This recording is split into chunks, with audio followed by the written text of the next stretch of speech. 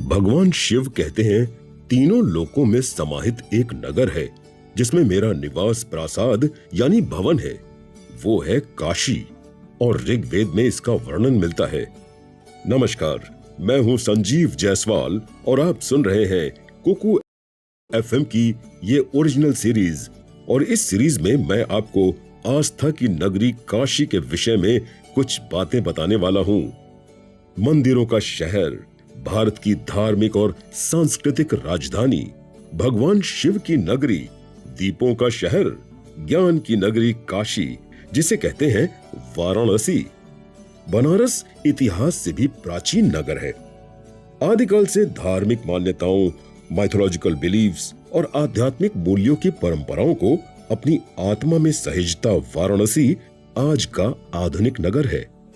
वाराणसी साहित्यिक, सांस्कृतिक, संगीत और सौंदर्य का अनोखा नगर है जिसकी महानता को सभी मानते हैं। वेद, वेदांग, छंद, उपनिषद, ज्योतिष शास्त्र, खगोल शास्त्र, व्याकरण तो यहाँ की गलियों में उसी तरीके से गूंजते हैं जिस तरीके से घाटों और मंदिरों में घंटियां गूंजती हैं। बनारसी संगीत परंपरा की गरिमा काशी को और महान बनाती है। यहाँ का संगीत, यहाँ के भजन काशी की प्राचीन धरोहर है। काशी ने बड़े बड़े म्यूजिशियंस को पैदा किया है। यहाँ की मिट्टी की फर्टिलिटी की पहचान देश विदेश में रहने वाले साइंटिस्ट्स, सोशियोलॉजिस्ट्स, डॉक्टर्स, म्यूजिशियंस, पॉलिटिशियंस और साहित्यकारों से होती है। बनारस की सोच हिमालय है। बनारस का विचार रेगिस्तान जितना विशाल है। बनारस में गंगा खुद महाकाव्य लगती है, जिनके किनारे गंगा तरंग रमणीय जटा कलाप, गौरी निरंतर विभूषित वाम भागम का स्वर सुनाई देता है। गंगा आंखों को सुख का एहसास कराती है, तो गंगा साहित्यकारों और संगीतकारों के मन की धरती भी सींचती है। तभी तो उस्ताद बिस्मिल्लाह खां की शहनाई गंगा की लहरों के साथ जुगलबंदी करती मानो सूर्य देवता की सराहना करती रही। किसी ने क्या खूब कहा है, गलियों बीच काशी है कि काशी बीच गलियां। घाटों में बसता ठाठ जहां संतों का बसेरा है। अपनी सांस्कृतिक विरासत सहेजे बनारस की घुमावदार गलियों से गुजरती भोजपुरी की मिठास बांटता ये शहर है काशी। मौज मस्ती, फक्कड़पन, भांग, पान यहाँ की लाइफस्टाइल का एक बहुत जरूरी हिस्सा है। मस्ती और जिंदा दिली का प्रतीक है बनारस। गमछा, लुंगी, धोती और जनेऊ धारण किए हुए और पान चबाते अपनी मस्ती में मस्त, चाय सुड़कते, गपियाते, गर्मा गर्म राजनीतिक बहसों में उलझे लोग बनारस की लाइफस्टाइल के प्रतीक हैं। चाय की टपरी ही इनका सेमिनार हॉल, भाषण मंच, बल्कि इनकी संसद है। स्त्रियों के सपनों में बसती बनारसी रेशमी साड़ियां, मलमल और शिल्प हैं, तो यहाँ बुनकरों के खुरदुरे जीवन की तपती रेत की कहानियां भी हैं। यहाँ हाथों की कारीगरी का आकर्षण है। टेक्सटाइल इंडस्ट्री है, कालीन यानी कारपेट इंडस्ट्री है, पान बनारस वाला है और मिठाई कलाकंद है। ये शहर फिलोसफर्स, कवियों, लेखकों और म्यूजिशियंस का शहर है। तुलसी बाबा, कबीर, मुंशी प्रेमचंद, वल्लभाचार्य, रविदास, जयशंकर प्रसाद, पंडित रविशंकर, गिरिजा देवी, सितारा देवी, किशन महाराज, उस्ताद बिस्मिल्लाह खां जैसों की यादें हैं यहाँ रामचरितमानस का ओरिजिनल डॉक्यूमेंट भी सेफ है। यहाँ 4 विश्वविद्यालय हैं। यही नहीं, गौतम बुद्ध का पहला प्रवचन सारनाथ में हुआ। जैनियों के 23वें तीर्थंकर पार्श्वनाथ का मंदिर है यहाँ। विशालाक्षी जैसे अनेक मंदिर हैं जहाँ विश्व के लाखों तीर्थयात्री दर्शन कर अपने आप को लकी समझते हैं। क्या कुछ नहीं है इस बनारस में। सभी एपिसोड्स में मैं आपको वाराणसी के अलग अलग रूपों से रूबरू करवाऊंगा, तो बने रहिए मेरे यानी संजीव जायसवाल के साथ, सिर्फ कुकू एफएम पर। अगर मैं खुद की बात करूं तो जब मैं बनारस जाता हूं तो दो जगह जाना नहीं भूलता, एक गंगा मैया का तट, दूसरा बाबा विश्वनाथ का पट। काशी विश्वनाथ के बारे में तो आपने जरूर सुना होगा। आप में से कुछ लोग तो शायद यहाँ गए भी हों, लेकिन आज हम आपको अपने मन की आंखों से काशी विश्वनाथ के दर्शन करवाएंगे। उसके लिए बस आपको अपनी आंखें बंद करनी है और इस शो को इत्मीनान से सुनना है, ताकि आप काशी और मंदिरों से अपने मन से जुड़ पाएं और अपनी इन मन की आंखों से पूरे काशी का एक टूर कर पाएं। तो चलिए चलते हैं इस सफर पर। उत्तर प्रदेश में गंगा के किनारे बसा एक बहुत पुराना शहर, जो कभी काशी के नाम से जाना जाता था, लेकिन अब इसे वाराणसी कहते हैं। आप चाहे तो बनारस भी कह सकते हैं। इस बात से जुदा एक किस्सा भी है कि कुछ साल पहले कुछ मेटल के सिक्के मिले। उन सिक्कों पर रिसर्च किया गया। उन पर शिव जी और पास बैठे हुए नंदी का चित्र था। इससे पता चला कि यह सिक्का 12,400 साल पुराना है। अब आप समझ सकते हैं कि बनारस शहर कितना पुराना है, यहाँ की सभ्यता कितनी पुरानी होगी। बनारस तो खांटी नाम है वाराणसी का। बोलचाल में लोग इसी नाम से पुकारते हैं इस शहर को। ये शहर 5,000 साल से भी ज्यादा पुराना शहर है और इसी शहर की तरफ बना हुआ बाबा विश्वनाथ का मशहूर मंदिर। पूरे देश और दुनिया से लोग बड़ी आस्था के साथ यहाँ दर्शन के लिए आते हैं। बाबा विश्वनाथ के बारे में, उनके मंदिर के बारे में हम आपको डिटेल में जानकारी दे रहे हैं, ताकि जब आप दर्शन करने के लिए यहाँ आए तो अच्छी तरह से जानते हुए आए कि आप किस मंदिर में हैं और इसकी महिमा क्या है। तो आपके मन में इस मंदिर के बारे में जानने की इच्छा जरूर जगी होगी, क्यों? मैं आपको पूरी कहानी सुनाता हूं। काशी विश्वनाथ गंगा के किनारे बना ये मंदिर 12 ज्योतिर्लिंगों में से एक है। इन्हें भगवान विश्वनाथ और विश्वेश्वर के नाम से जाना जाता है, जिसका मतलब होता है पूरे ब्रह्मांड का मालिक। हिंदू धर्म ग्रंथों में शैव दर्शन में काशी विश्वनाथ की पूजा का बहुत ही महत्व बताया गया है। सारी अच्छाइयों के साथ इस मंदिर के लिए एक बार बुरा समय भी आया, जब मुगल बादशाह औरंगजेब ने इसे तोड़ दिया। इसके अलावा अलग अलग समय में कई मुगल बादशाहों ने इसे तोड़ा और खत्म करने की कोशिश की।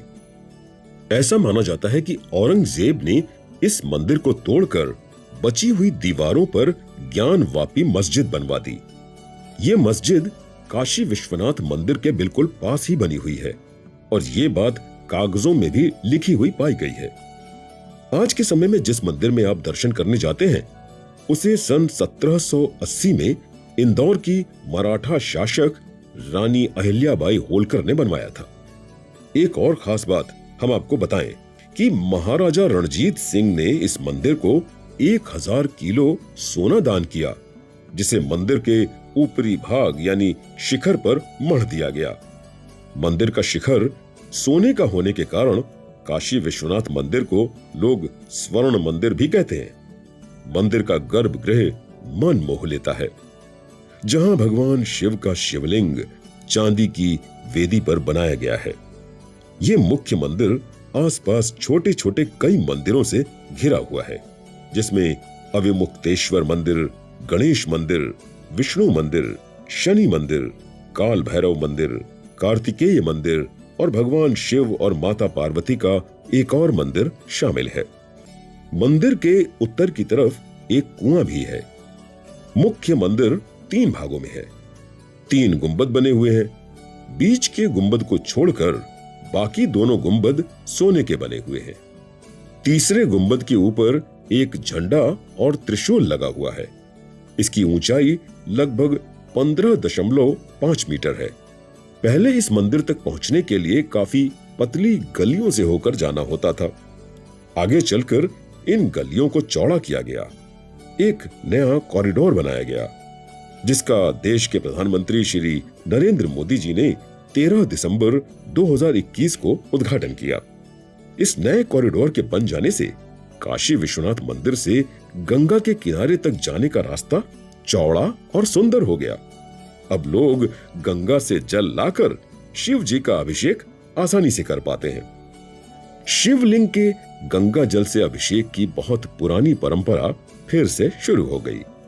आप भी अपने मन की आंखों से इस नजारे को इमेजिन करिए और सोचिए कि आप भी काशी में हैं और काशी विश्वनाथ मंदिर के दर्शन कर रहे हैं। गंगा के पवित्र जल को इस बड़े कॉरिडोर के जरिए लेकर आ रहे हैं और शिवलिंग पर चढ़ा रहे हैं। सोचिए सोचिए, इमेजिन करिए।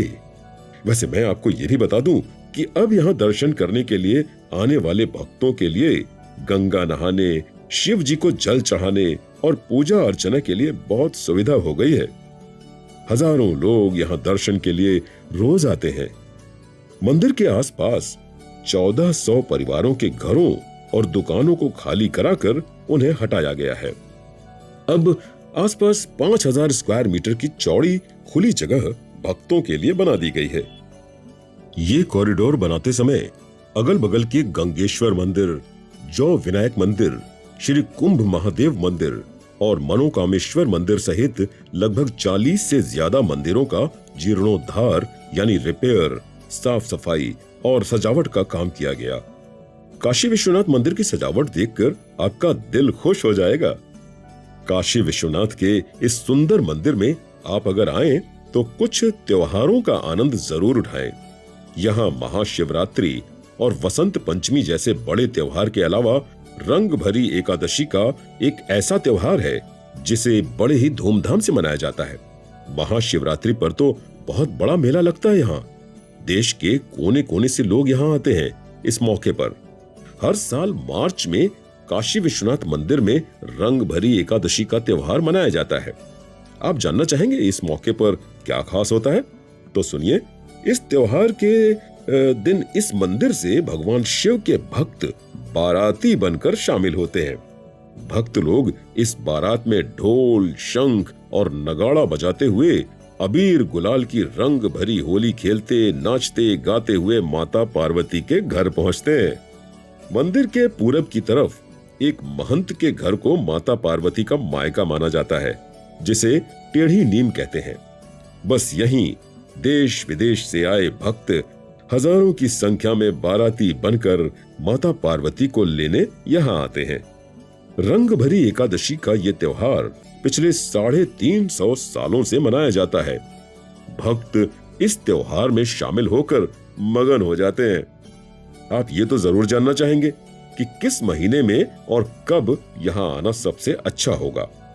तो हम आपको बता दें कि पूरे साल भर आपकी जब मर्जी हो तब आए। बाबा का दरबार पूरे साल भर सभी भक्तों के लिए खुला रहता है, लेकिन अक्टूबर से मार्च तक का समय मौसम के हिसाब से और त्योहारों के हिसाब से सबसे अच्छा माना जाता है। काशी विश्वनाथ मंदिर पहुंचकर आप आरती के समय दर्शन जरूर कीजिएगा। मंगल आरती, मध्य दिवस भोग आरती, सप्तऋषि आरती और श्रृंगार आरती इनमें मेन है। ये भी ध्यान रखिए, काशी विश्वनाथ के मंदिर में दर्शन और आरती के लिए कोई शुल्क यानी कि फीस नहीं लगती। सबके लिए इस मंदिर का दरवाजा हमेशा खुला रहता है। आप बेरोक टोक जा सकते हैं, लेकिन आजकल भक्तों की भारी भीड़ को देखते हुए कुछ आरती के समय नजदीक से दर्शन के लिए थोड़ी फीस लगा दी गई है, ताकि भीड़ को कंट्रोल किया जा सके। ये फीस देकर आप दर्शन आराम से कर सकते हैं। अब आपके मन में एक सवाल या यूं कहें कि एक समस्या जरूर पैदा हुई होगी कि आप कहीं दूर शहर या गांव से यहां आएंगे तो ठहरेंगे कहां? आप बिना किसी चिंता के यहां आइए दर्शन और घूमने के लिए। काशी विश्वनाथ मंदिर के आसपास होटल और बहुत सारी धर्मशालाएं हैं, जहां आप ऑनलाइन बुकिंग करके या सीधे यहां पहुंचकर अपने लिए कमरा बुक कर सकते हैं और यहां ठहरकर बड़े आराम से घूम फिर सकते हैं। अब यहां आने के लिए टिकट कटा रहे हैं तो ठहरिए, थोड़ी जानकारी और ले लीजिए। बनारस में काशी विश्वनाथ मंदिर तक किसी भी बड़े शहर से पहुंचने के लिए बनारस के बाबतपुर लाल बहादुर शास्त्री एयरपोर्ट का टिकट बुक करना होगा। यहां के लिए तमाम कनेक्टिंग फ्लाइट मिल जाएंगी। बाबतपुर एयरपोर्ट से कोई प्राइवेट टैक्सी या बस से काशी विश्वनाथ मंदिर पहुंच सकते हैं। ये दूरी सिर्फ 26 किलोमीटर है। अगर आप ट्रेन से आना चाहते हैं तो वाराणसी के सिटी रेलवे स्टेशन पर उतरें। इस स्टेशन से काशी विश्वनाथ मंदिर सिर्फ 2 किलोमीटर दूर है। मंडुआ डीही रेलवे स्टेशन से मंदिर 4 किलोमीटर और मुगल सराय स्टेशन, जिसे कि अब दीनदयाल उपाध्याय स्टेशन कहते हैं, यहां से मंदिर 17 किलोमीटर दूर है। आप प्राइवेट टैक्सी या बस से भी मंदिर तक पहुंच सकते हैं। रेलवे स्टेशन के बाहर तो तिपहिया रिक्शे वाले खुद ही पुकारते मिलेंगे कि भैया मंदिर चलिए का, हम ले चलब, आई बाबा के दर्शन करा दे। उत्तर भारत के सभी शहरों से वाराणसी रोड के जरिए अच्छी तरह से जुड़ा हुआ है। बड़े बड़े शहरों से यहाँ के लिए रेगुलर बस सेवाएं तो हैं ही। आपकी अपनी गाड़ी है तो क्या कहने, रोड मैप देखिए और निकल पड़िए। बाबा काशी विश्वनाथ के दर्शन की इच्छा अगर आपके मन में है तो प्लान कीजिए और चल पड़िए। दर्शन का पुण्य और साथ में घूमने फिरने और गंगा स्नान का मजा अलग से आपको काशी में मिल जाएगा। चलिए अब हम अगले एपिसोड की तरफ बढ़ते हैं। आपको काशी विश्वनाथ के बारे में ये जानकारी पसंद आई है तो कमेंट में जय बाबा भोलेनाथ जरूर लिखिए।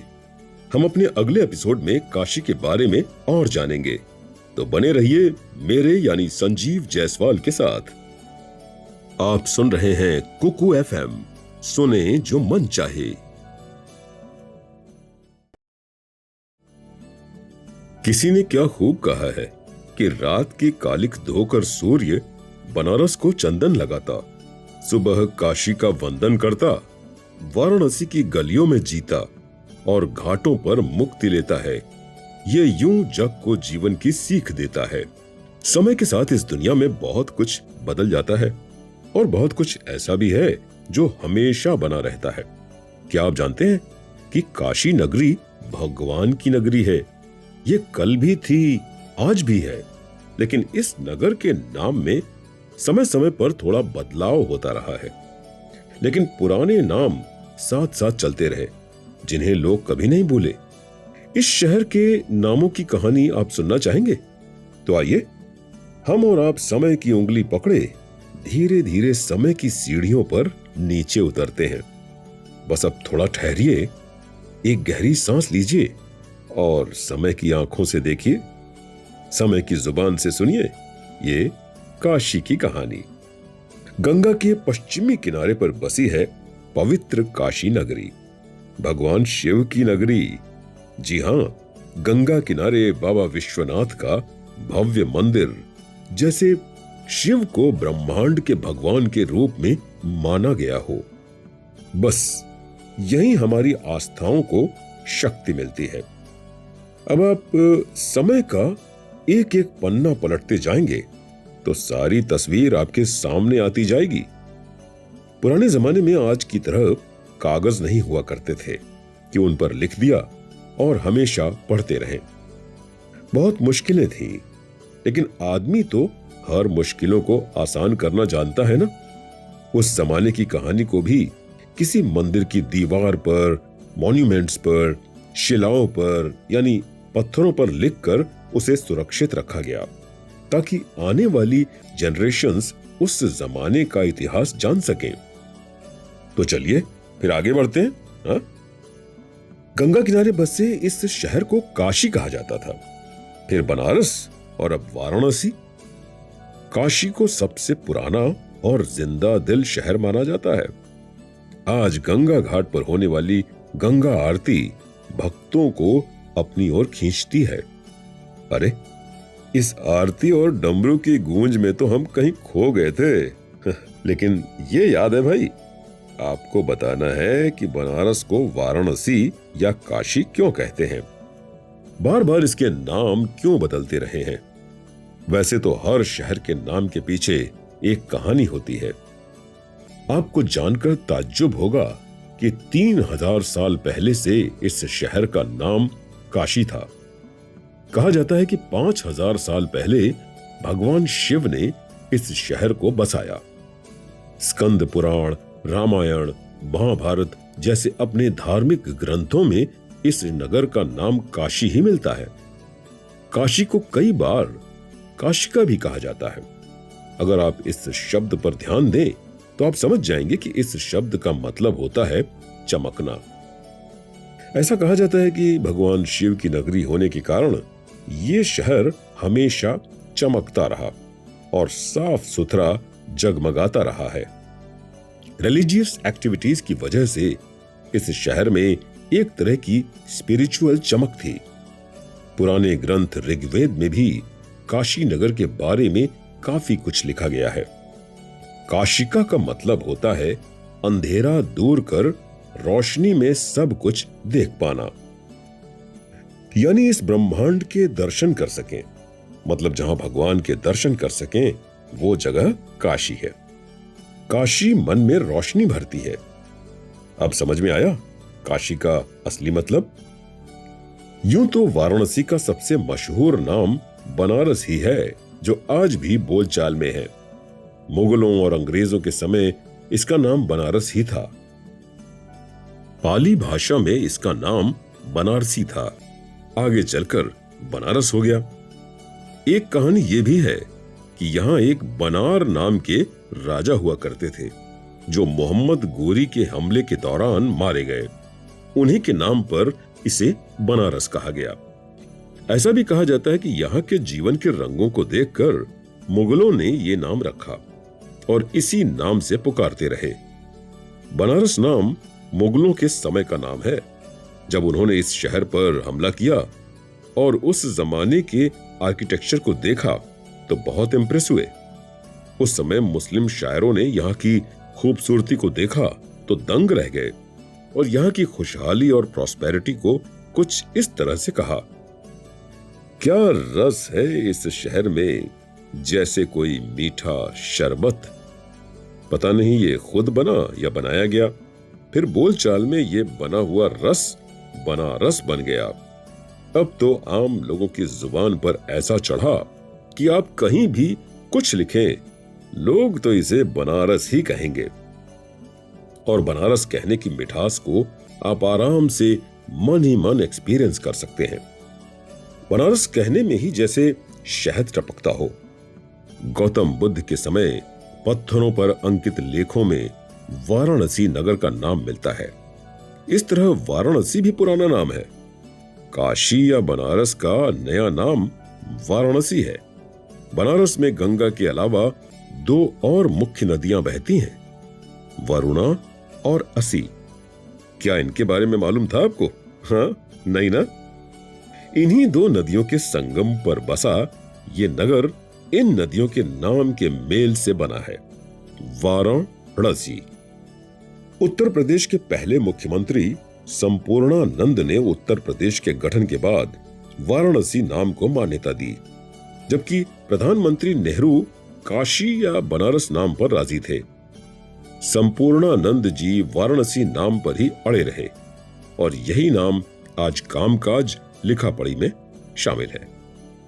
वाराणसी शहर में काशी और बनारस नाम के दो रेलवे स्टेशन हैं और मुख्य रेलवे स्टेशन का नाम वाराणसी ही है, यानी शहर का ऑफिशियल नाम वाराणसी है।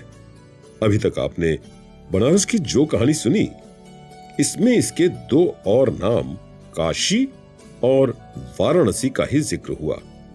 आपको ताज्जुब होगा कि पुराने समय में इसे 50 से भी ज्यादा नामों से जाना गया।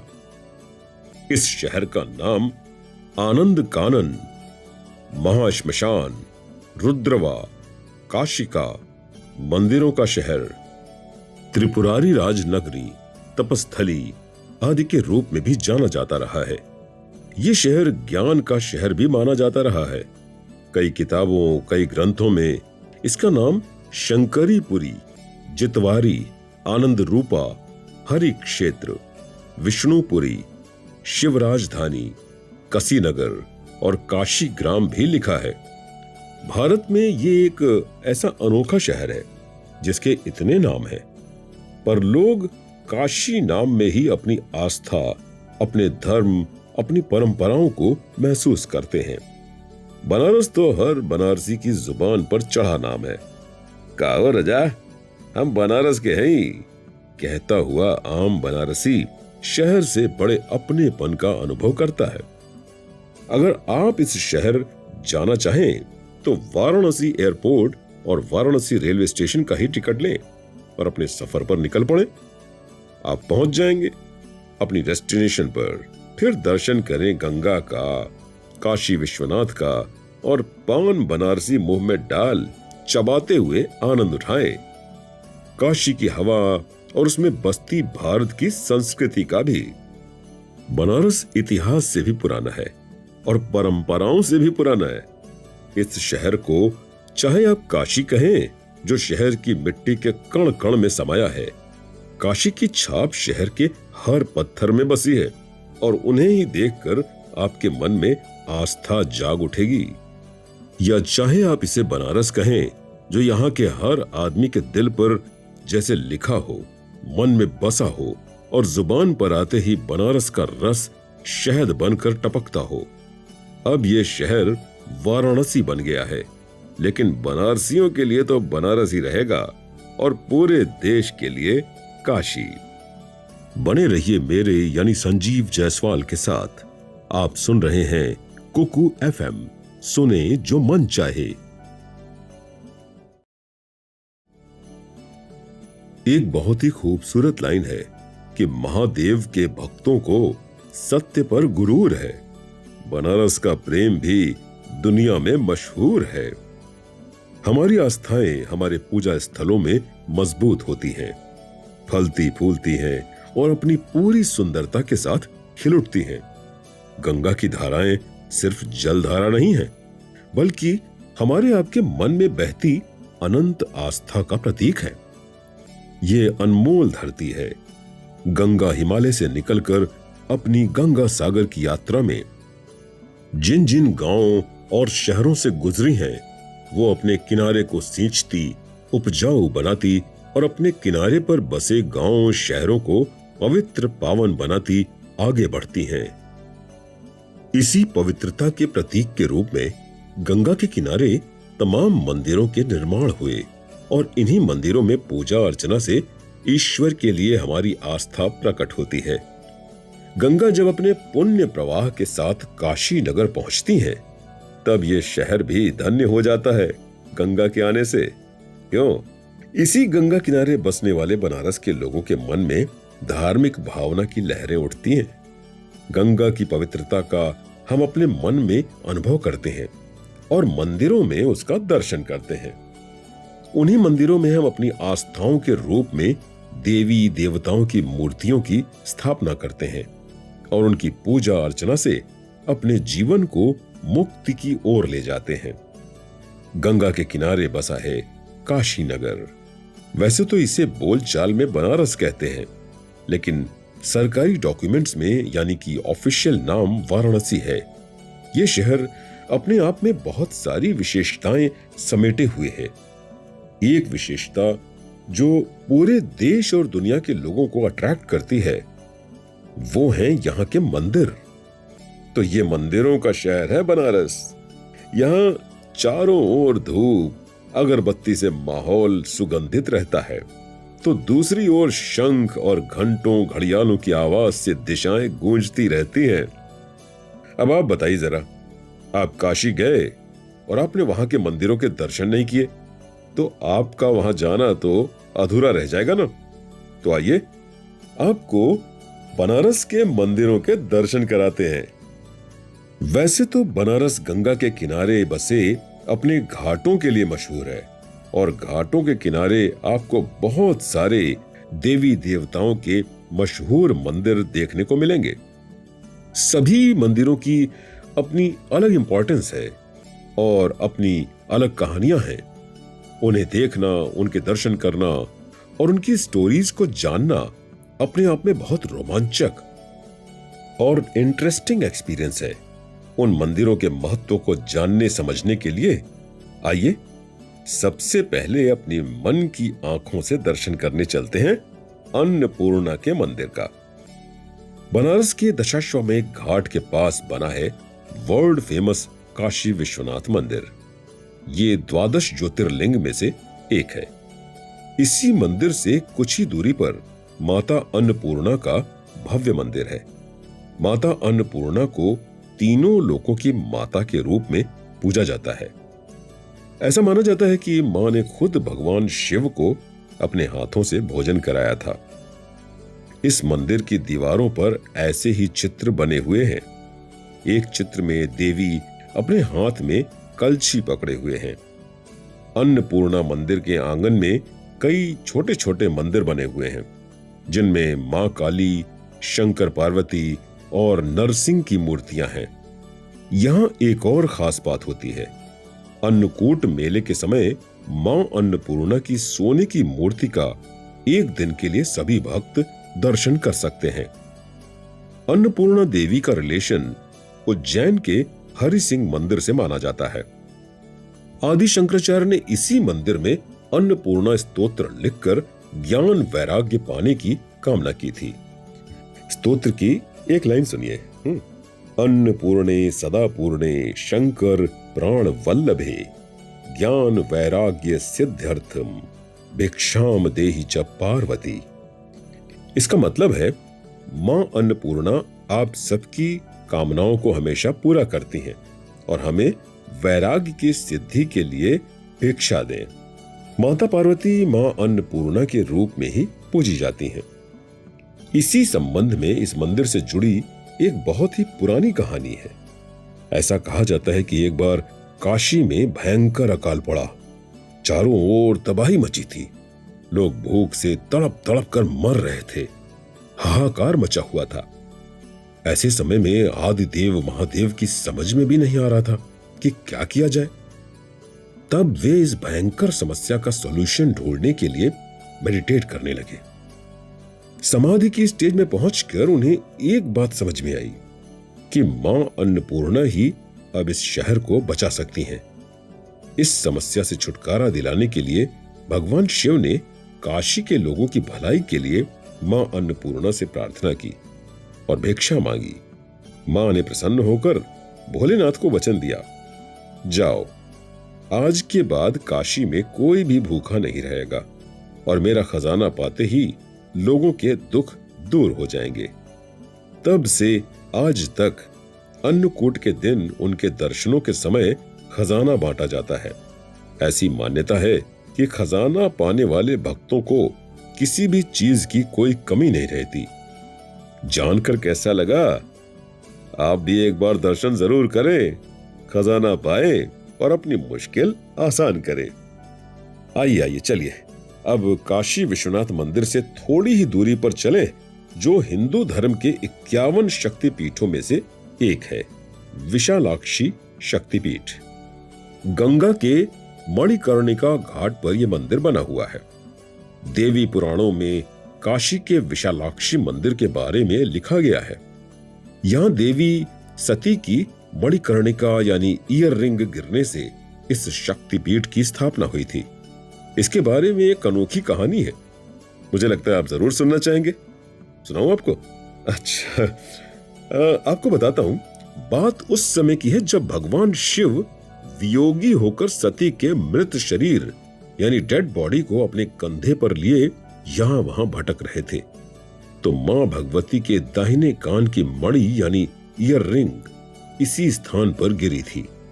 इसलिए इस जगह को मणिकर्णिका घाट भी कहते हैं।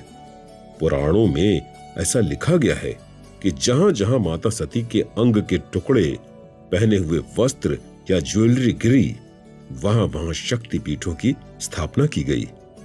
इन शक्तिपीठों में पूर्णागिरी, असम में कामाख्या, कलकत्ता में महाकाली, कांगड़ा में ज्वालामुखी, सहारनपुर में शाकंभरी, कराची में हिंगलाज शक्तिपीठ शामिल हैं। चलिए अब चलते हैं लोलार्क कुंड की तरफ। गंगा की तरह काशी की हर नदी, हर कुंड, हर तालाब को ही जल तीर्थ यानी वाटर पिलग्रिमेज माना गया है। इनमें लगाई गई हर डुबकी इंसान को कई तरह की खुशी, सेहत यानी कि हेल्थ और समृद्धि यानी कि वेल्थ देने में कैपेबल मानी जाती है। देवी के लोलार्क कुंड की अपनी इंपॉर्टेंस है। साल के किसी खास दिन लोलार्क कुंड में लगाई डुबकी भक्तों के लिए सिर्फ एक डुबकी नहीं है, बल्कि आस्था और विश्वास की डुबकी है। हजारों कपल्स यहाँ संतान पाने की इच्छा से डुबकी लगाते हैं। कुंड में स्नान करने के बाद लोग अपने पहने हुए कपड़े वहीं छोड़ देते हैं और कई एक संकल्प ऐसा भी करते हैं कि खाने में कोई एक सब्जी हमेशा के लिए खाना छोड़ देते हैं। ऐसा कहा जाता है कि सूर्य देवता का ध्यान करते हुए डिवोटीज किसी एक सब्जी को खाना छोड़ देते हैं। उसी बात को ध्यान में रखते हुए डिवोटीज नहाने के बाद लौकी या कद्दू जैसी सब्जियां भी कुंड में डालते हैं। ये सब परंपरा कई वक्त से चली आ रही है। इन सब से लोगों के मन में धार्मिक भावनाएं और मजबूत होती हैं। लोगों के मन में देवी देवताओं के लिए एक तरह का विश्वास बढ़ता है और लोग सच्ची ध्यान साधना की ओर आगे बढ़ते हैं। काशी में और भी बहुत से सिद्ध और प्रसिद्ध मंदिर हैं जिनके बारे में हम आपको अगले एपिसोड में बताएंगे। बने रहिए मेरे यानी संजीव जायसवाल के साथ। आप सुन रहे हैं कुकू एफएम, सुने जो मन चाहे। एपिसोड की शुरुआत करने से पहले एक खूबसूरत कविता आपको सुनाता हूं। न समझी में पत्थर समझा, समझ आया तो पारस हो गया। उसने गंगा सा ऐसा छुआ मुझे कि रोम रोम बनारस हो गया। गंगा के किनारे बसी देश की आध्यात्मिक राजधानी काशी। अगर आप आना चाहते हैं तो बाबा विश्वनाथ के दर्शन पूजन के साथ इस शहर में और भी मंदिर हैं जहां एक बार आप जरूर आएं। ऐसा माना जाता है कि इस शहर में 3000 से ज्यादा छोटे बड़े मंदिर हैं जिनकी अपनी अलग महिमा है। भक्त इन मंदिरों में भी बड़ी आस्था के साथ आते रहते हैं सुख और शांति पाने के लिए। आप पूरे दिन तमाम मंदिरों के दर्शन के लिए निकल सकते हैं। तो एक लिस्ट तैयार कर लीजिए बनारस आने से पहले, जहां पुराने मंदिरों को देखना है। चलिए अब हम आपको ले चलते हैं अपने मन की आंखों के इस सफर पर और आपको दिखाते हैं यहाँ के ऐसे मंदिर जिन्हें आपने कभी नहीं देखा होगा और उनके बारे में जानते भी नहीं होंगे।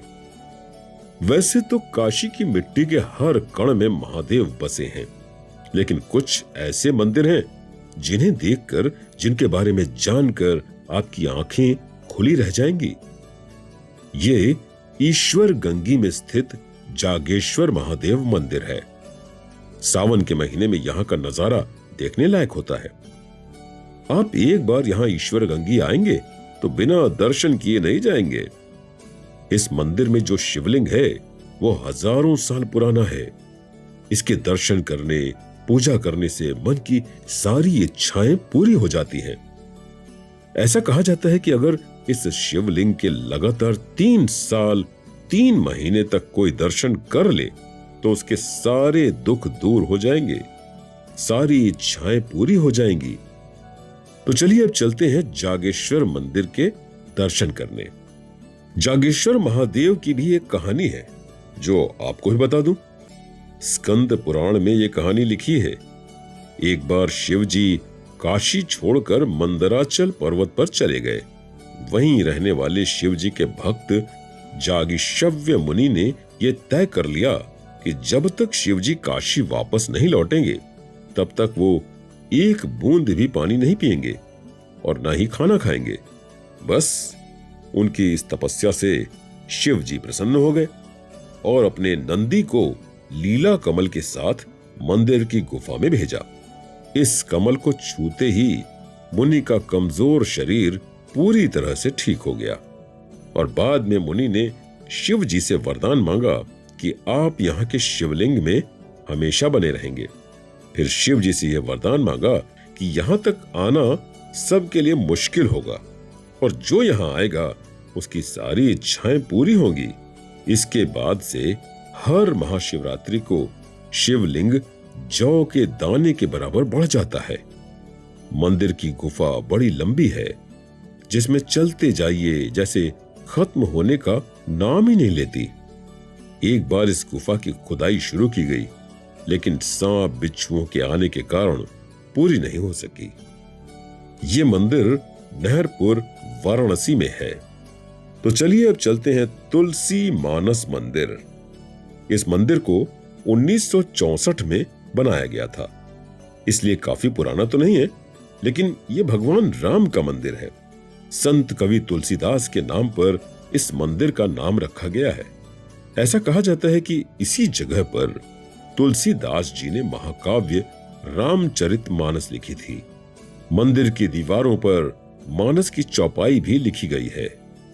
यहाँ पर तुलसीदास जी की हाथ से लिखी गई रामचरितमानस की ओरिजिनल किताब भी रखी गई है।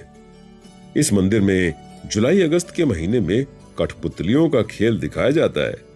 इस खेल में राम की कहानी होती है, यानी रामायण दिखाई जाती है। जब भी आप यहाँ आए तो कठपुतलियों का खेल जरूर देखें, आपको बहुत मजा आएगा।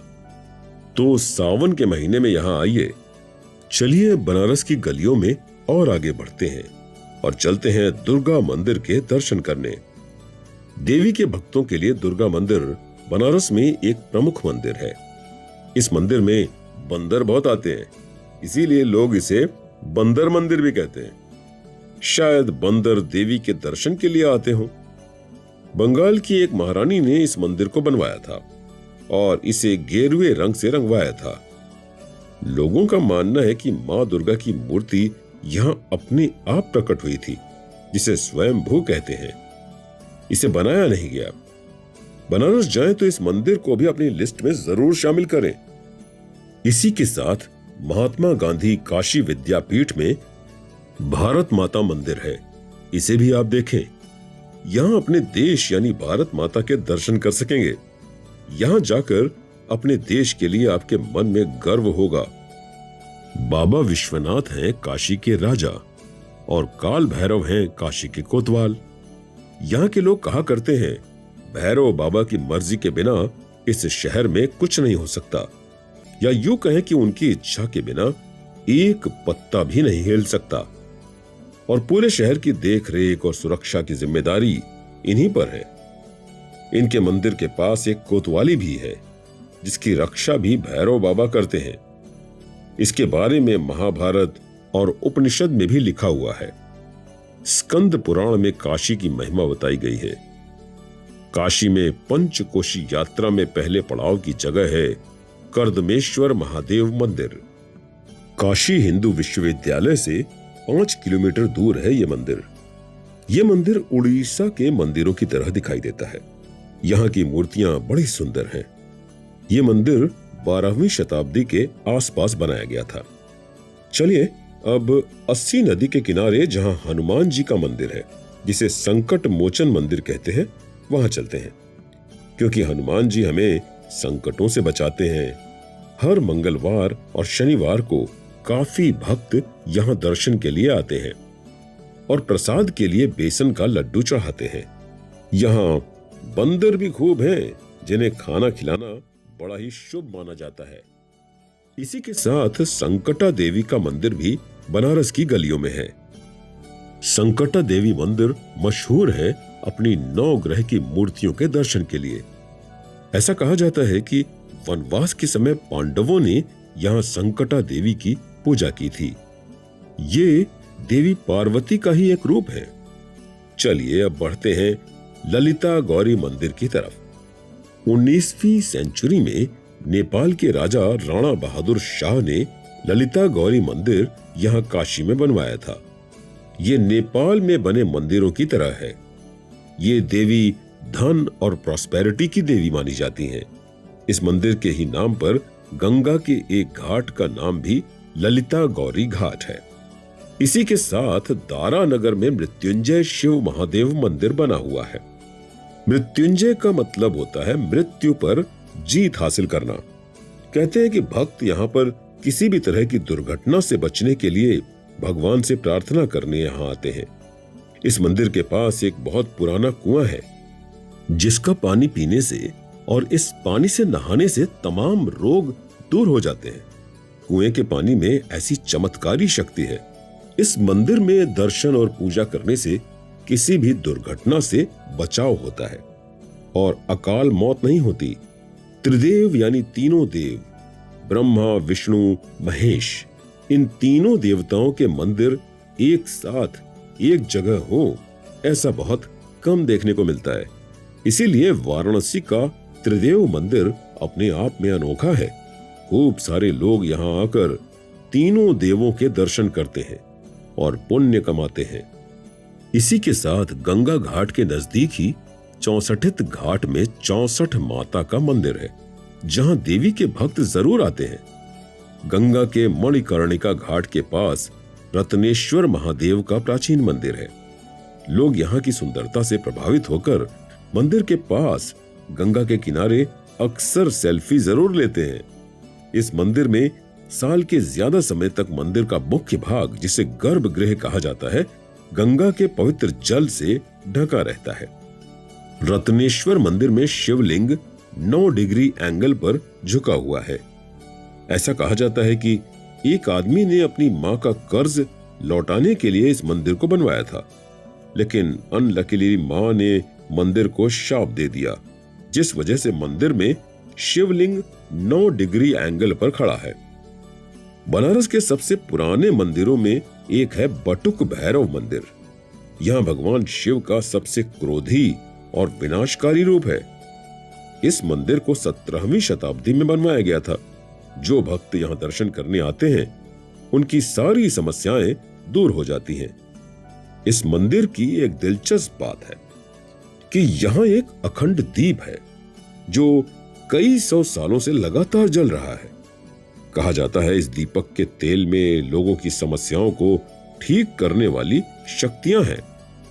आप यहां आए तो इस मंदिर में दर्शन कर आस्था और सुख के मिले आशीर्वाद को जरूर कमाएं। खूब सारे मंदिर काशी को और भी पवित्र बनाते हैं। जब आप यहां घूमने आएंगे और मंदिरों में दर्शन करेंगे तो आपका मन भी पवित्र और शांत हो जाएगा। और बहुत कुछ है अपने इस काशी में, जिसे हम अगले एपिसोड में बताएंगे। बने रहिए मेरे यानी संजीव जायसवाल के साथ। आप सुन रहे हैं कुकू एफएम, सुने जो मन चाहे। किसी ने क्या खूब कहा है, शैव हैं, वैष्णव हैं, सिद्ध हैं, बौद्ध, कबीरपंथी, नाथ हैं। जगह जगह लगती हैं यहाँ लोक अदालतें। कहने को तो कचहरी भी है बनारस में, लेकिन यहाँ सब की गवाह गंगा और न्यायाधीश विश्वनाथ हैं। भगवान शिव की नगरी काशी में महादेव साक्षात निवास करते हैं। यहाँ बाबा के 2 मंदिर खास हैं। क्या ये बात आपको मालूम है? बड़ी श्रद्धा के साथ हम पहला नाम लेते हैं जो 12 ज्योतिर्लिंगों में 9वां स्थान रखता है, उसे कहते हैं बाबा विश्वनाथ का मंदिर। दूसरा है जो इसके प्रतीक के रूप में मंदिर, जिसे काशी विश्वविद्यालय के अंदर बनाया गया है, वो भी बाबा विश्वनाथ का मंदिर है।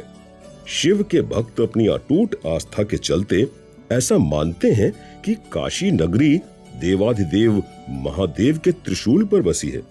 भाई, आपने भी तो ये बात सुनी ही होगी। वैसे भी ये पवित्र गंगा नदी के तट पर बसी है, इसीलिए पुराणों में इसे मोक्ष की नगरी कहा गया है। ये शहर अनंत काल से बाबा विश्वनाथ के जयकारों से गूंजता रहा है। ये जगह शिव भक्तों की वो मंजिल है जहां लोग सदियों से मोक्ष की तलाश में आते रहे हैं। तो आपका क्या प्लान है? काशी विश्वनाथ की यात्रा पर हम और आप आज निकले हैं, तो हम महादेव के 2 ऐसे रूपों का दर्शन करेंगे जिन्हें बाबा विश्वनाथ के नाम से जाना जाता है। अब आपको थोड़ा सरप्राइजिंगली लग रहा होगा कि भोले बाबा के 2 रूप और एक ही नाम।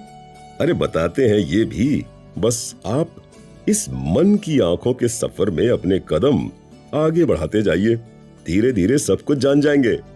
12 यानी 12 ज्योतिर्लिंगों में बाबा विश्वनाथ का 9वां स्थान है। अपने देश में आम लोगों में ऐसा माना जाता है कि जिसने बाबा विश्वनाथ के धाम में एक बार आकर दर्शन कर लिया, वो जन्म जन्मांतर यानी कि सभी बर्थ साइकिल के चक्र से मुक्ति पा जाएगा। बाबा की कृपा भक्तों के लिए मोक्ष का द्वार खोलती है। इसी उम्मीद में लोग बाबा के दर्शन को दौड़े चले आते हैं।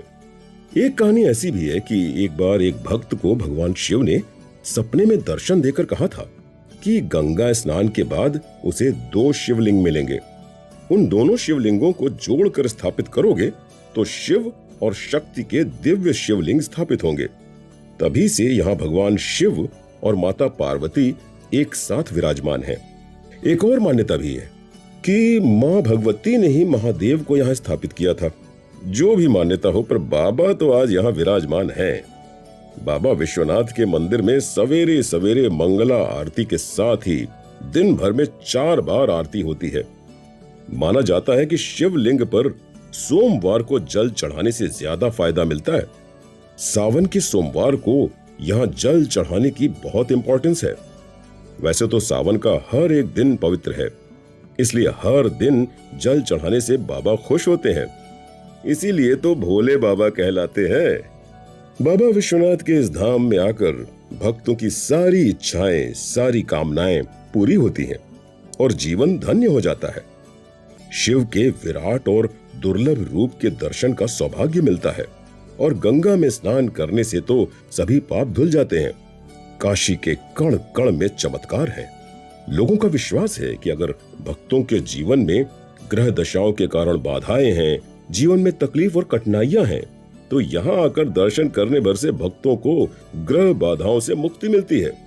अगर रुद्राभिषेक करा दें तो डेफिनेटली जीवन की सारी बाधाएं कट जाती हैं, सारी परेशानियां दूर हो जाती हैं। काशी हिंदू विश्वविद्यालय के कैंपस में भी काशी विश्वनाथ मंदिर का कंस्ट्रक्शन किया गया है। इस मंदिर की इंपॉर्टेंस भी उतनी ही है जितनी गंगा किनारे स्थापित बाबा की है। यहाँ आने से मन को बड़ी शांति मिलती है। विश्वविद्यालय के कैंपस में स्थित बाबा को काशी के राजा के नाम से लोग पुकारते हैं, मगर वो हैं तो बाबा विश्वनाथ ही।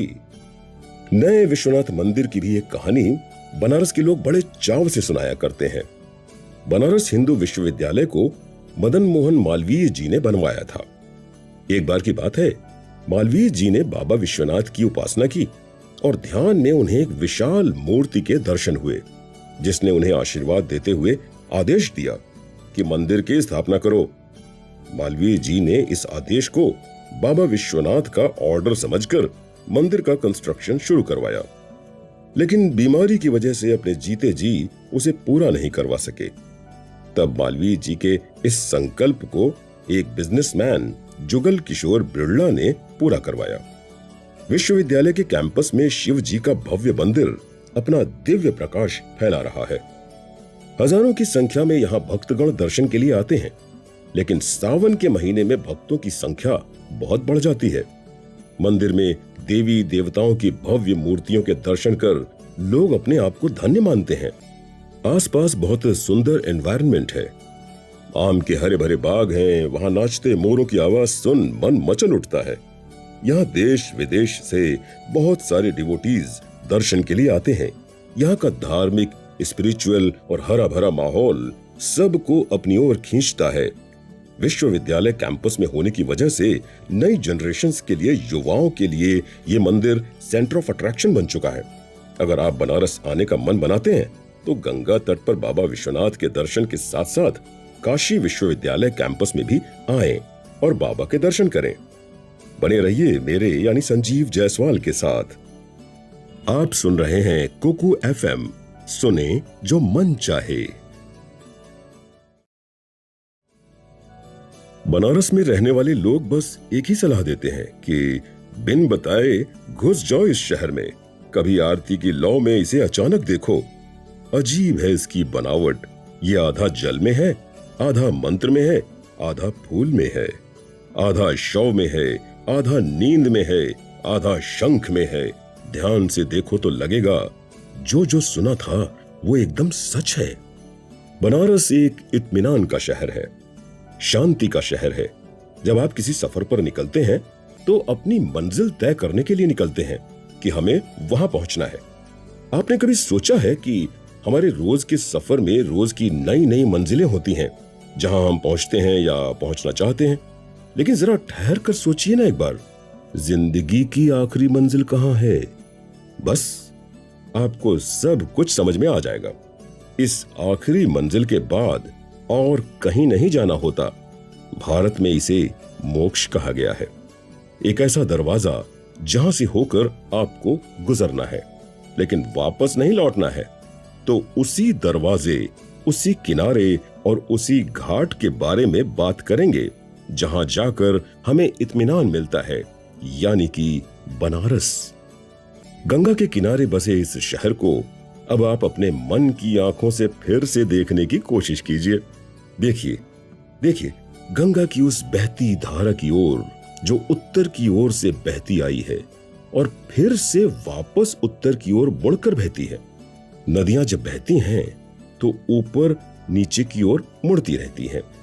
नदी के बहने की इस खास बात पर हजारों साल पहले जब लोगों ने सोचा तो इस नतीजे पर पहुंचे कि गंगा जहां बनारस में एंटर करती हैं, फिर उसी ओर यानी कि अपने सोर्स की ओर लौट जाती हैं। बस यही है हमारी जिंदगी की फिलॉसफी भी। हमें अपनी जिंदगी से आखिरी बार वापस ही लौटना है। डेथ और बर्थ यानी जीवन और मृत्यु, यही हमारी लाइफ साइकिल है। बनारस भी इसी सोच पर चलता है, तभी तो इसे भगवान से जुड़ी नगरी कहा जाता है। अब इस शहर को काशी नाम से पुकारें या बनारस के नाम से, लेकिन सच तो यही है कि यहाँ के घाटों में मोक्ष भी है और सुकून भी। इसीलिए तो हर इंसान अपने मन में बस यही सोचता है कि आखिरी सांस काश काशी के घाटों में लेने को मिल जाए, ताकि फिर से मोक्ष की तलाश न करनी पड़े। असल में काशी मोक्ष की ही तो नगरी है। काशी को तीर्थ भी कहा जाता है क्योंकि यह शहर आपको अपनी आत्मा से, अपने मन से मिलाता है, उससे पहचान कराता है। गंगा की लहरों में बहता सुकून जीवन को देखने का नजरिया बदल देता है। काशी पहुंचकर हर किसी को बस एक ही एहसास होता है कि लाइफ में कुछ भी कर लिया जाए, कितने भी बड़े ही बन जाओ, पैसा कमा लो, बुरे हो, अच्छे हो, जैसे भी हो, अगर काशी में हो तो मोक्ष है, और वही है लाइफ का असली सच। इत्मीनान के इस शहर में लोग अपनी जिंदगी के आखिरी समय का बड़ी शांति से इंतजार करते हैं। यहाँ मोक्ष के लिए आया करते हैं। इसलिए इस शहर में जहां तहां श्मशान बने हुए हैं। काशी में जहां सती माता के स्टोन लगे हैं, वहां श्मशान है। श्मशान के लिए सबसे अच्छी जगह बीच शहर की आबादी वाली जगह के बजाय नदी का किनारा होता है। इसलिए गंगा के पवित्र घाटों पर श्मशान बने हुए हैं। बनारस को महाश्मशान माना गया है। बनारस की लाइफ में बनारस के घाटों का बहुत इंपॉर्टेंस है। गंगा के किनारे यहाँ लगभग 88 घाट हैं। आज के समय में केवल 2 घाटों को श्मशान घाट माना जाता है, जो कि हैं हरिश्चंद्र घाट और मणिकर्णिका घाट। यहाँ का रहन सहन, यहाँ के कल्चर में गंगा बसी हुई है। गंगा का किनारा हमारे लिए जरूरी हो जाता है। बनारस एक स्पिरिचुअल सिटी है। यहाँ बाकी लोगों से तालमेल नहीं बनाना है, बल्कि भगवान से अपना तालमेल बनाना है। चलिए बनारस के इन्हीं घाटों में हम अपने मन की आंखों के साथ घूमने चलते हैं। दोस्तों, आपको पता है बनारस और घाटों का रिश्ता इतना गहरा और अटूट है कि यहाँ जयपुर के महाराज मान सिंह ने भी अपना एक घाट बनवाया था, जो मान मंदिर घाट के नाम से जाना जाता है। फिर उनके वंशज सवाई मान सिंह ने वहां एक ऑब्जर्वेटरी भी बनवाई। बगल में जाइए तो बूंदी परकोट घाट बना हुआ है, जिसे महाराज बूंदी ने बनवाया था। दूसरी तरफ अहिल्याबाई का भी घाट बना हुआ है।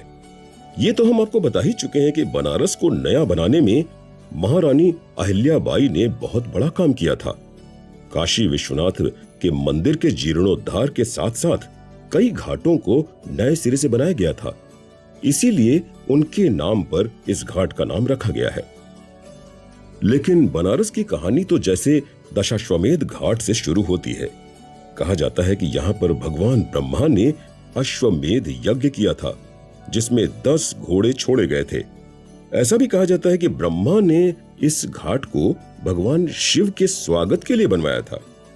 हिंदू ट्रेडिशन में अंतिम संस्कार के लिए ये घाट अपने आप में बड़ी इंपॉर्टेंस रखता है। अहिल्या घाट के पास में ही मुंशी घाट है, जिसे ग्वालियर स्टेट के मुंशी ने अपने लिए बनवाया था। जिसके पास जितना सामर्थ्य था, वो गंगा के उतने पास जाकर कुछ बनवाता गया। जिसके पास धन कम था, तो वो घाट के पीछे अपने को बसाता गया।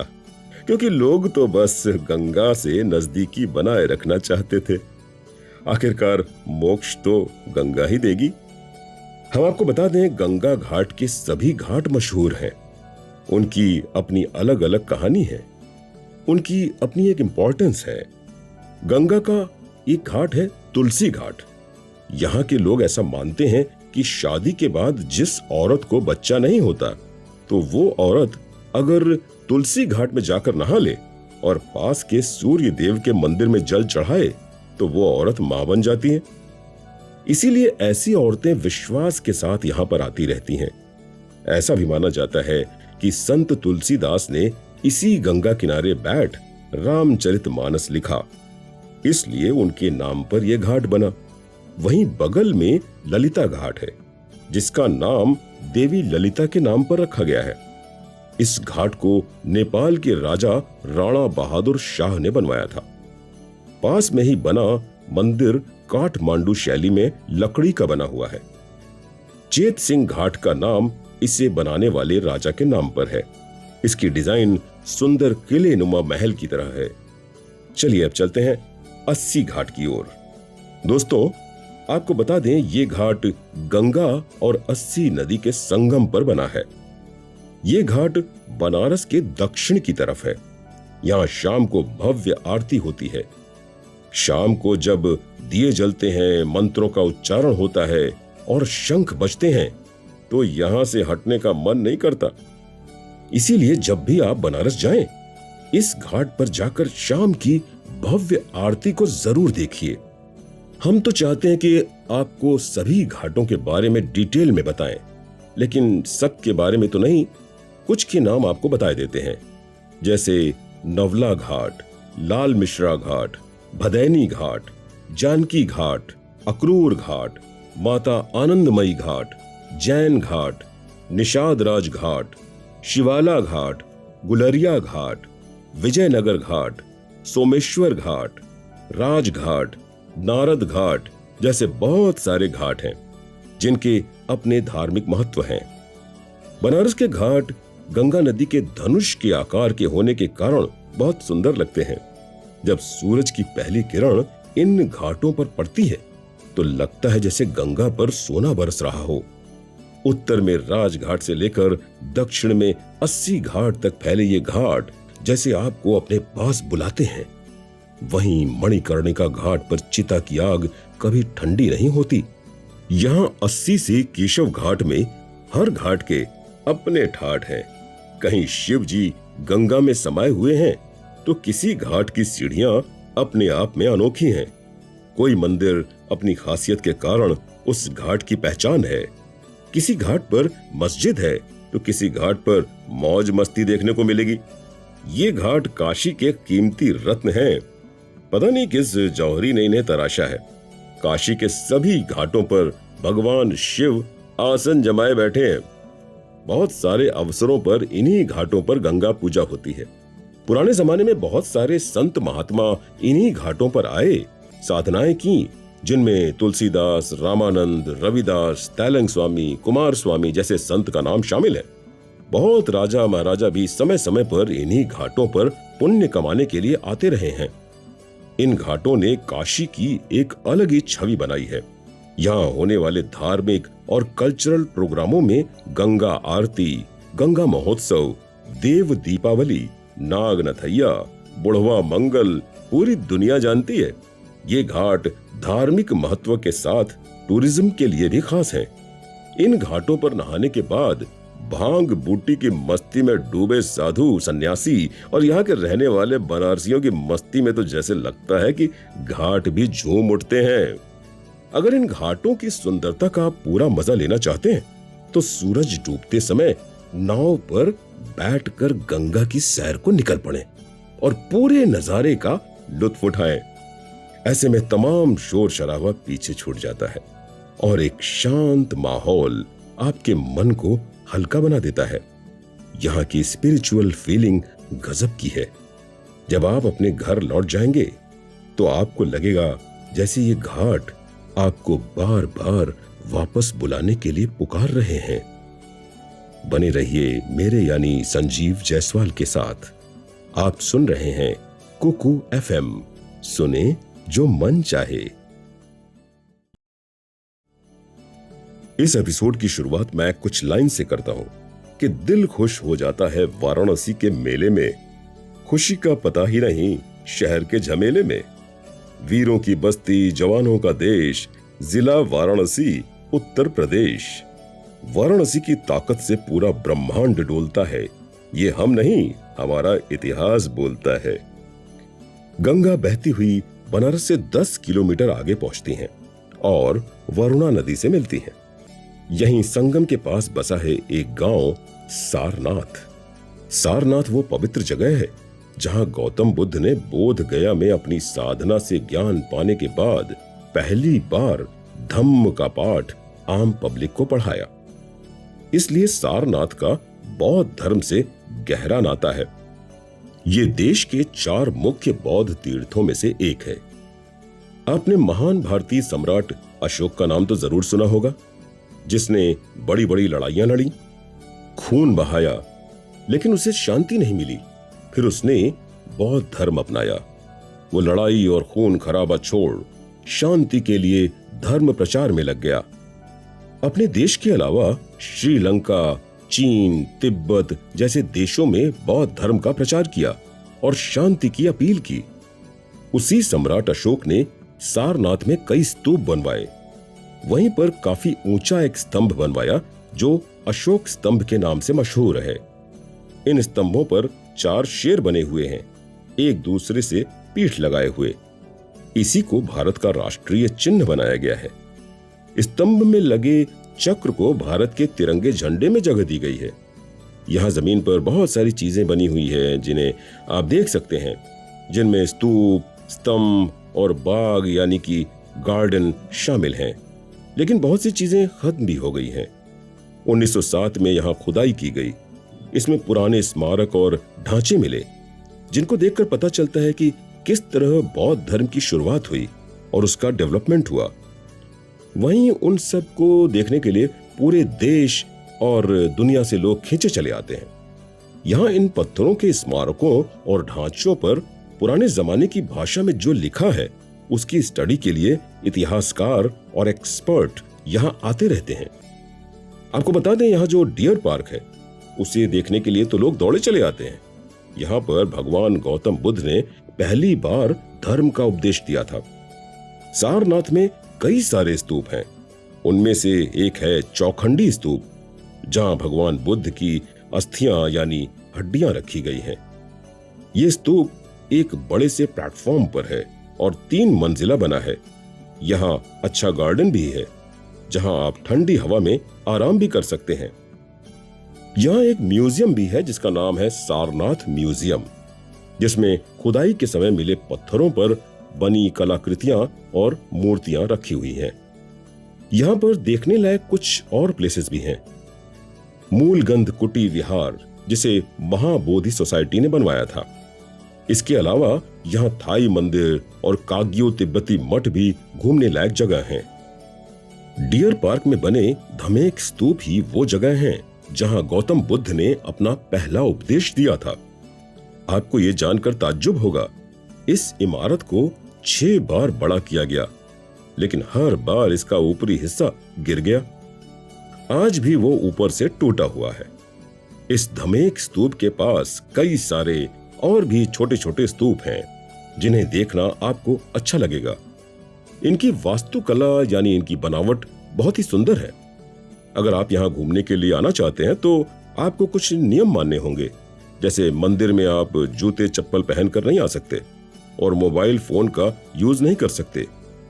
इसी के साथ आपको कुछ बातें और भी याद रखनी हैं, जैसे आप ऐसे कपड़े पहनकर यहाँ आए जिससे धार्मिक सम्मान बना रहे, पवित्र स्मारकों पर चढ़े नहीं और क्लॉकवाइज परिक्रमा करें। पूरी दुनिया से यहाँ सारनाथ, बौद्ध धर्म मानने वाले लोग और जो इतिहास के बारे में जानना चाहते हैं, ऐसे लोग पूरे साल भर आते रहते हैं। अब सारनाथ आप कैसे पहुंचे, थोड़ी सी जानकारी हम आपको दे देते हैं कि बाबतपुर एयरपोर्ट तक आप किसी भी बड़े शहर से आ सकते हैं। एयरपोर्ट से 24 किलोमीटर दूर है सारनाथ। आप प्राइवेट टैक्सी या बस से यहाँ आ सकते हैं। यहाँ आने के लिए आपको बनारस जाने की जरूरत नहीं है। एयरपोर्ट से सीधे सारनाथ पहुंच सकते हैं। वाराणसी और कैंट रेलवे स्टेशन से सारनाथ 6 किलोमीटर दूर है। सारनाथ में भी एक छोटा रेलवे स्टेशन है। यहाँ ज्यादातर गाड़ियां रुकती हैं। शहर के किसी रेलवे स्टेशन से आप ऑटो रिक्शा, टैक्सी या बस से सारनाथ पहुंच सकते हैं। यहाँ खाने पीने की रेस्टोरेंट्स में अच्छी व्यवस्था है। यहाँ सस्ते और अच्छे होटल हैं जहां आप ठहरकर कई दिन यहाँ घूम सकते हैं। बनारस की डेंस पॉपुलेशन के बीच बसा हुआ पीसफुल और स्पिरिचुअल प्लेस है सारनाथ। ये बौद्ध स्तूपों, म्यूजियम और खूबसूरत मंदिरों के साथ साथ एक हिस्टोरिकल प्लेस है। ये जगह बौद्ध, हिंदू और जैनियों तीनों के लिए बहुत प्यारी जगह है। यहाँ बुद्ध पूर्णिमा और शिवरात्रि त्योहार बड़े ही धूमधाम से मनाया जाता है। अगर इतिहास जानना आपको अच्छा लगता है, जमीन में खुदाई से निकली चीजों के बारे में आपको जानना है, बौद्ध धर्म, हिंदू और जैन धर्मों से जुड़ी बातें जानना चाहते हैं, भारत के आर्ट और कल्चर को समझना चाहते हैं, तो एक बार सारनाथ जरूर आएं और देखें कि अपने पहले प्रवचन के लिए डियर पार्क को ही गौतम बुद्ध ने क्यों चुना। हालांकि पार्क का नाम डियर पार्क रखने की एक कहानी है कि यहाँ के राजा ने हिरण के शिकार पर पाबंदी लगा रखी थी।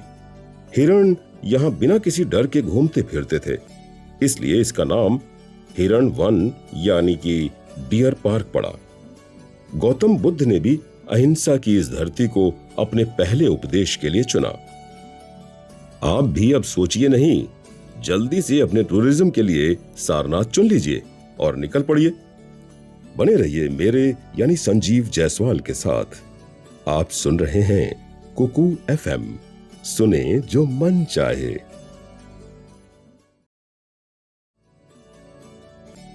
काशी के डॉक्टर्स की एक कहावत है कि जो दिल्ली की दवा से ठीक नहीं हो पाते हैं वो अक्सर काशी की हवा से ठीक हो जाते हैं। काशी में क्या है? कुछ तो खास है जो हमें खींचता है। काशी का स्वाद, काशी का जायका बेमिसाल है। काशी जाएं तो हमेशा याद रखिएगा, यहाँ के खान पान का रस इतना रसीला है, जो भी इसमें डूबता है स्वाद में खुद को तरबतर पाता है। काशी की पुरानी सकरी गलियों में देर रात से ही खाने पीने की तैयारियों की खटर पटर आपके मन में एक अलग स्वाद की घंटियां बजाएंगी। बनारस का रहन सहन, अक्खड़पन, खुश मिजाजी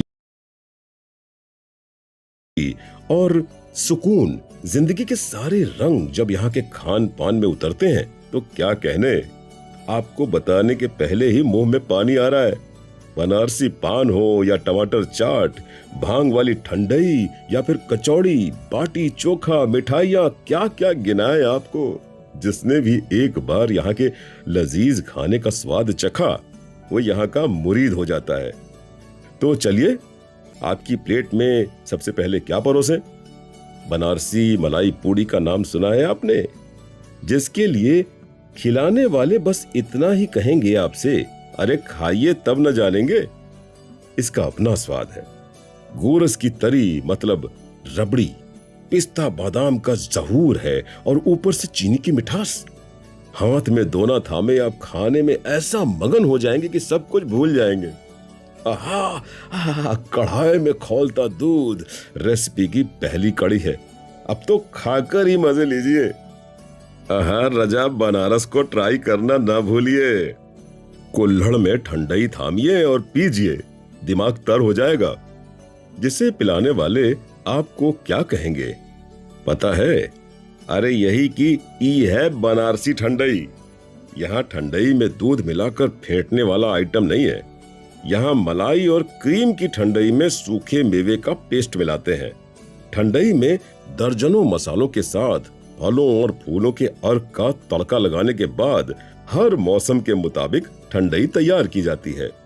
बेला, गुलाब, खस, रात रानी, रजनीगंधा और हर श्रृंगार जैसे फूलों की सुगंध को ठंडई में खींचकर उतारना, ये है बनारस की कला, बनारस के खाए पिए का तरीका। जबकि फलों में आम, अमरूद, जामुन, फालसा डालने के साथ केसर पान कत्था के सोंधे स्वाद को ठंडई में उतारने की कारीगरी का दुनिया में कोई जोड़ नहीं है। यहाँ ठंडई 12 महीने छनती है, लेकिन होली के समय डिमांड बढ़ जाती है। अच्छा, अगर आपके बनारस के नायाब आइटम में प्याज, अदरक, नींबू, जीरा, फैनी, काला नमक, पुदीना, आम की चटनी, गन्ने का सिरका और सादा नमक की गमक लस्सी में आए, तब समझिए कि ये सत्तू की लस्सी है। ये गर्मियों के मौसम में जुबान पर चढ़ती है, लेकिन जब तक दुकान सजेगी तब तक भीड़ खींची चली आएगी। यहाँ दही और मेवे की लस्सी से लेकर रामनगर की रबड़ी वाली लस्सी भी देसी विदेशी जुबान की लार टपकाने के लिए काफी है। यहाँ काशी में गली गली में लस्सी की दुकानें अपनी अलग पहचान रखती हैं। बनारस में आधी रात से खटर पटर शुरू होने का मतलब है कि कचौड़ी की दुकान सजाने की तैयारी चल रही है। सवेरे के 5 बजते बजते एकदम खर यानी क्रिस्पी कचौड़ियों की सोंधी गंध, सरसों के तेल की सुगंध के साथ कोहड़े यानी कद्दू की तरकारी के साथ खमीर की खटास और गुलाब जल मिली करारी जलेबियों की निराली गंध का कॉम्बिनेशन गजब का होता है। विश्वेश्वरगंज, चेतगंज, हबीबपुर, डेढ़सी पुल, जंगमबाड़ी, सोनारपुरा की ही दुकानों पर नरम नरम कचौड़ियों की घान निकलते ही जुबान बनारसी हो जाती है। जलेबियों के अलावा कई नायाब आइटम और भी हैं जो जीभ को लुभाते हैं और सुबह सुबह बनारस के नाश्ते को और लजीज बनाते हैं। आलू भरी नन्ही नन्ही कचौड़ियां, घुगनी के साथ बेसन का हलवा, सुहाल छोला के साथ मसालेदार आलू दम के स्वाद का कोई जवाब नहीं। मलइयो, नाम सुना है आपने? तो सुन लीजिए और स्वाद भी जान लीजिए। आप जब भी बनारस जाएं तो बिना भूले मलइयो जरूर खाएं। मलइयो का मतलब होता है कि मलाई की मिठाई। ये मिठाई सॉलिड है, लिक्विड है और गैस भी तीनों चीजें एक साथ। ये जीभ पर पड़ते ही कब घुल जाती है पता ही नहीं चलता। मलइयो ओस से बनी वो मिठाई है जो सॉलिड, लिक्विड और गैस तीनों रूपों का भ्रम पैदा करती है। ये छुई मुई जादुई मिठाई बनारसी और यहाँ आने वाले बड़े चाव से खाते हैं। आपके हाथ में मलइयो का कुल्हड़ हो और आप कई कुल्हड़ गले में उतार लें, लेकिन आप ये तय नहीं कर पाएंगे कि आपने मलइयो खाया है या पिया है। स्वाद का जादू ऐसा कि जुबान से जिगर तक खिल उठे। तरावट से भरपूर केसर की क्यारी जैसी लगती है। मलइयो के कढ़ाई शहर में हर जगह दिखाई पड़ते हैं। पहले सिर्फ एक जगह पक्के महाल के यहाँ बनता था। मलइयो अब शहर की पतली गलियों से निकलकर सजी हुई दुकानों का खास आइटम बन गया है। पक्के महाल वाले हलवाई का मलइयो बनाने का फॉर्मूला अपना है। उस तक सबकी पहुंच नहीं है। रात में जब ओस गिरती है आसमान से तो उसी को समेटकर तमाम चीजें मिलाकर बनता है मलइयो। तो मलइयो खाने के लिए बस एक बार बनारस जरूर आए। अब अगर आपने बाटी चोखा नहीं खाया तो समझिए बनारस में कुछ नहीं खाया। काशी में बाटी चोखा का बड़ा मेला लगता है, जिसका भोग पहले बाबा भोलेनाथ को लगाते हैं। रामेश्वर में लोटा भंटा का बहुत पुराना मेला लगता है। इस मेले के लिए लोग कहते हैं कि ये मेला त्रेता युग से लगता आया है। बाटी चोखा यहाँ का सबसे पसंदीदा खाना है। बैगन, आलू, टमाटर, उपले की आग में भूनकर बना चोखा और बाटी का स्वाद लोगों को बहुत पसंद है। यहाँ गलियों में ठेलों और खोचे पर ही नहीं बल्कि बड़े बड़े रेस्टोरेंट में भी बाटी चोखा ब्रांड बन गया है। इसमें चने का सत्तू ही नहीं, अब तो पनीर की भी फीलिंग होती है। मकुनी, बाटी, लिट्टी और टिक्कर चोखा बनारस की पहचान है। ये तो आप सभी जानते हैं, चाय की चुस्की के बिना सवेरा नहीं होता। वैसे कहा गया है सुबह बनारस। बनारस में चाय की चुस्कियों का अपना अलग ही मजा है। अनूठी चाय, लाजवाब स्वाद और ताजगी का राज, और इसे बनाने का तरीका और पेश करने का अंदाज खास है। यह धीमी आंच पर बनाई जाती है। जायका जीभ पर ऐसा चढ़ता है जैसे चाय का पूरा बागान ही कुल्हड़ में उतर आने को मचल रहा हो। यहाँ जगह जगह चाय की टपरियां हैं, मगर कुल्हड़ की चाय के लिए 24 घंटों आबाद रहने वाली चाय की टपरियों की अपनी अलग ही रौनक है। टपरियों पर खड़े होकर चाय पीजिए और पूरे देश की राजनीति की जुगाली भी भर लीजिए।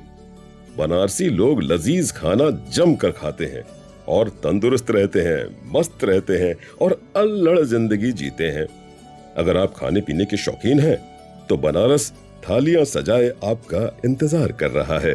बस आपके यहाँ पहुंचने की देर है। तो बने रहिए मेरे यानी संजीव जायसवाल के साथ। आप सुन रहे हैं कुकू FM, सुने जो मन चाहे। लीजिए एक छोटी सी कविता सुनिए। बनारस में फूल बिकते हैं, पान बिकते हैं, मालाएं बिकती हैं, चंदन बिकता है। सुख नहीं बिकता बनारस में, फिर भी सुख मिल ही जाता है। अपने देश में खान पान की बात हो और पान का नाम हो तो बात कुछ जमती नहीं। यूपी में तो पान सम्मान है और पूरे अदब से पेश किया जाता है। पान मेजबानी की निशानी है। किसी को पान देने के बाद उसे नमस्कार कहकर आदर करने की परंपरा है अपने देश में। अब बनारस की बात करें तो यहाँ की शान और पहचान दोनों हैं बनारसी पान। बनारस का नाम लेते ही सबसे पहले बनारसी पान की तस्वीर सामने आ जाती है। अब देखिए ना, बनारसी पान के दीवाने बॉलीवुड एक्टर भी हैं। बनारसी पान इतना मशहूर है कि इस पर गाने तक बन गए। ओ खई के पान बनारस वाला, खुली जाए बंद अकल का ताला। ये गाना तो सबकी जुबान पर ऐसे चढ़ा रहता है जैसे पान आपकी जुबान पर रंग लाता है। याद है ना आपको अमिताभ बच्चन ने पान चबाते हुए इस गाने पर कैसे धूम मचाई थी। अमिताभ की ही फिल्म का एक और गाना, चली आना तू पान की दुकान पर, तो सबके होठों को रसीला कर देता है।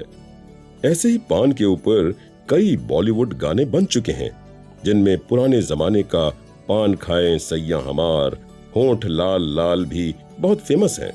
वैसे तो पान मुंह में घुलाकर बात करना आम बनारसियों की स्टाइल है। वहीं बनारस में पान की दुकान गली गली हर चौराहे पर है, जिसकी गिनती भी भैया आप नहीं कर सकते हैं।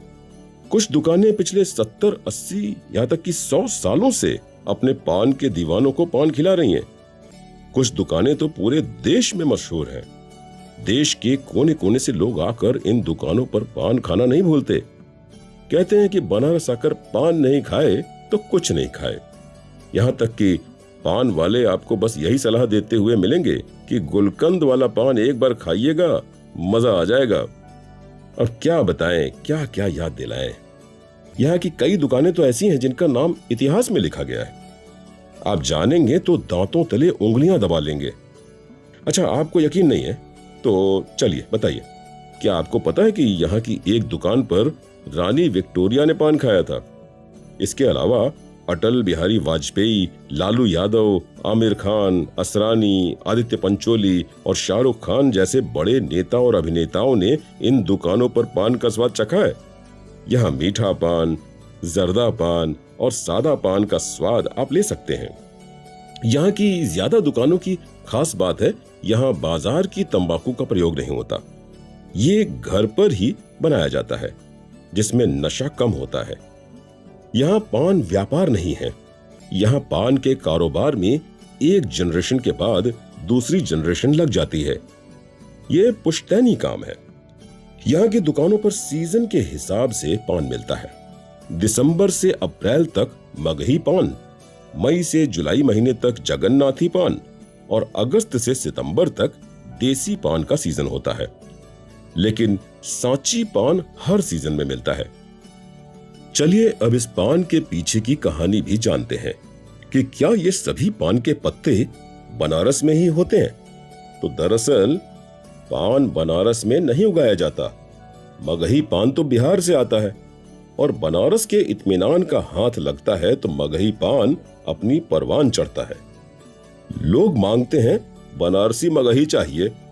अब मगही पान सिंपल पत्ती है, लेकिन उस पत्ती में बनारसियों ने कितना केयर, कितना इत्मीनान डाल दिया है कि मगही पान सबका पसंदीदा हो गया है। वैसे सादा पान बिना जर्दा वाला और भी पसंद किया जाता है। औरतें और यूथ मीठे और स्वादिष्ट मसालों से बनाया मीठा पान खूब पसंद करते हैं। 5 तरह के मेवे का पंचमेवा पान, अपनी अलग खासियत वाला जर्दा पान, गुलकंद डालकर अलग तरह की मिठास वाला पान और केसर मसालों के साथ बनारसी केसर पान के तो क्या ही कहने हैं। इलायची, मेवे और गुलकंद के साथ साथ कई तरह के स्वादिष्ट मसालों से तैयार नवरत्न पान, केसर मिला हुआ चांदी के वर्क में लपेटा हुआ राजरत्न पान, ये भी बनारस की शान में 4 चांद लगा देते हैं। खट्टे और मीठे दोनों का टेस्ट लेना है तो नारसी अमावट पान को टेस्ट कर सकते हैं। वहीं बनारस की गिलोरी पर तो आप फिदा हो जाएंगे। लेकिन दोस्तों, क्या आपको पता है, पान की भी अपनी एक खासियत है कि ये दवाई की तरह भी इस्तेमाल किया जाता है। इसमें कई तरह की बीमारियों से लड़ने का गुण होता है। पान औषधि के गुणों से भरपूर है। आयुर्वेद में पानों की खूबियों के बारे में लिखा है।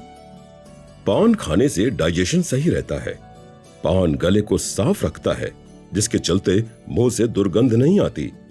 पान एक अच्छा केमिकल है। ये खून को शुद्ध करता है, आम प्रॉब्लम्स को भी दूर करता है, आंखों की रोशनी बढ़ाता है। पान खाने वालों को पायरिया जैसी दांतों की बीमारी नहीं होती। पेट का डाइजेशन और सांसों को ठीक रखता है। भारत में मुगल बाहर से आए, लेकिन यहाँ की बहुत सारी चीजों को अपना लिया। पान भी उनको खूब भाया। उन्होंने पानदान बनवाया और इसे अपने दरबार में खास जगह दी। मुगलों ने ही पान में चूना, लौंग, इलायची डालकर इसे बेहतरीन बना दिया। बल्कि ऐसा कहिए, पान को नया जन्म दे दिया। मुगल बादशाहों की बेगमों ने पान को चेहरे के मेकअप के लिए इस्तेमाल किया। नूरजहां अपनी खूबसूरती बढ़ाने के लिए पान का इस्तेमाल किया करती थीं। आज भी मेकअप के लिए पान का इस्तेमाल होता है। बनारसी पान काशी की निशानी है और काशी जितना पुराना भी है। इसका जिक्र पुराणों और धार्मिक किताबों में भी मिलता है। यहाँ का पान भगवान शिव को भी बहुत पसंद है। ऐसा माना जाता है कि पान का पहला बीज भगवान शिव और माता पार्वती ने हिमालय से लाकर यहाँ बोया था। इसीलिए एक पवित्र पत्ते के रूप में पान को पहचान मिली। धार्मिक कार्यों, पूजा में पान की खूब जरूरत पड़ती है। पान की बहुत सारी किस्में हैं। मगही बिहार के गया से आता है।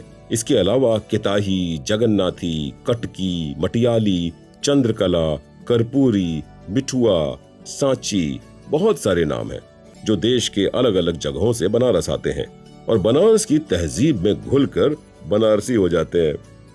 भले पूरा भारत पान उगा लेता है, लेकिन पूरी दुनिया में सबसे ज्यादा पान की खपत बनारस में ही होती है। हरा पान पूरे देश से यहाँ आता है, लेकिन बनारस में इसे पकाने का अपना खास तरीका है।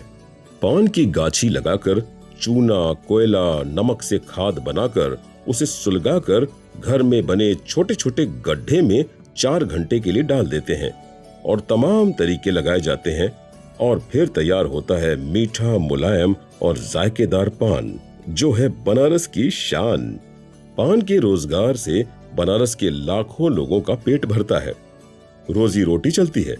यहाँ कोई बड़ा आदमी हो या मिडिल क्लास का हो या कोई भी हो, वो पान के बीड़े से एक दूसरे का स्वागत करते हैं और ये यहाँ की तहजीब है।